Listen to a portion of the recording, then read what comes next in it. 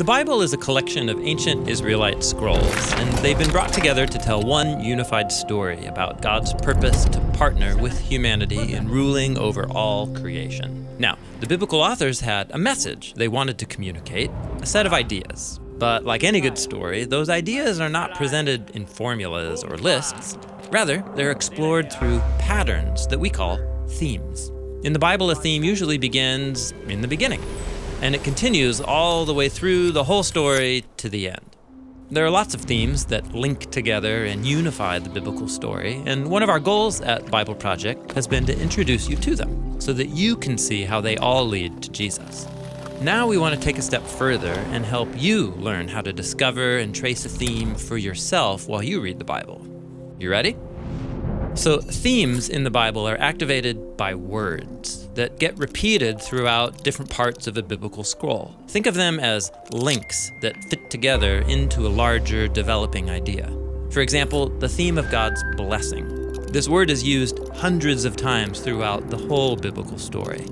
And if you want to trace this theme for yourself, just turn to the first movement of the Genesis scroll.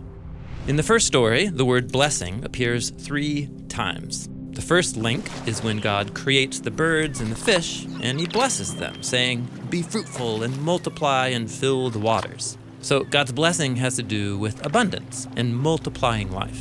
Then the theme develops through the next link.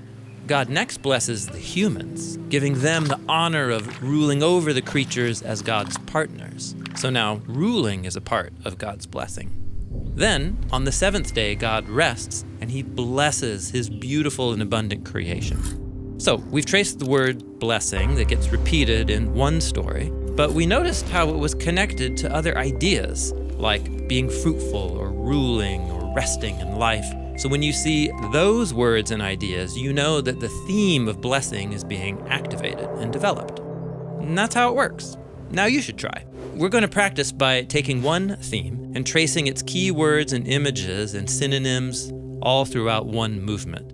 Let's start in the first movement of Genesis, and we're going to have you trace the theme of God's Spirit, or in Hebrew, God's Ruach. First, watch the overview video on God's Spirit, and then jump into the first movement of Genesis where you can find the links for that pattern.